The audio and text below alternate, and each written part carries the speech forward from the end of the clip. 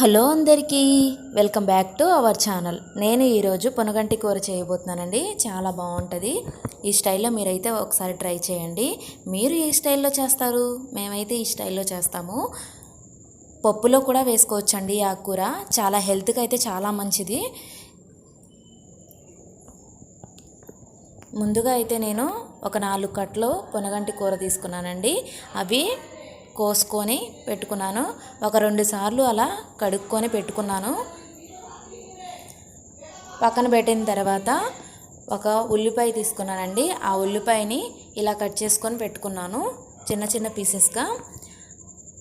అవి పక్కన పెట్టేసుకొని పొయ్యి మీద అయితే బాండీ పెట్టుకున్నాను.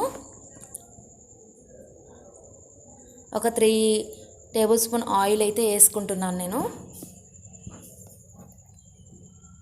అలాగే ఆయిల్ కొంచెం హీట్ ఎక్కిన తర్వాత 3 ఎండుమిరగాయలని విరిచేసుకున్నాను.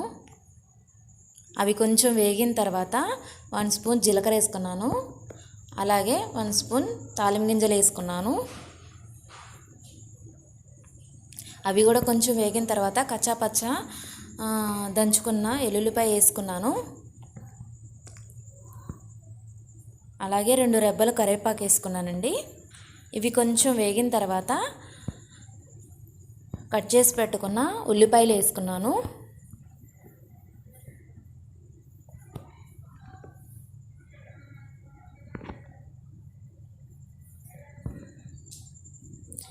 ఇవి కొంచెం గోల్డెన్ బ్రౌన్ కలర్ వచ్చిందాకా వేయించుకోవాలి.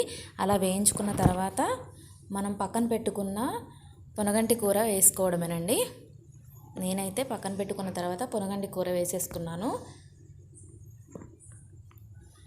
దానిలోకి 1 టేబుల్ స్పూన్ పసుపు వేసుకుంటున్నాను. అలాగే రుచికి సరిపడా గల్లులుప్పు వేసుకుంటున్నానండి. ఈ ఆకు అనేది బాగా మగ్గిపోవాలండి, బాగా ఉడకాలి.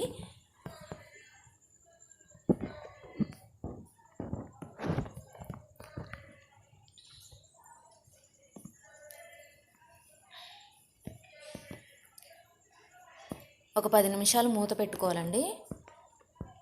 నేనైతే ఒక 10 నిమిషాల తర్వాత మూత తీసాను. అదిగోండి బాగా ఉడికిపోయింది కదా. ఇలా ఉడికిన తర్వాత మనం లాస్ట్లో 1 టేబుల్ స్పూన్ కారం వేసుకున్నానండి నేను.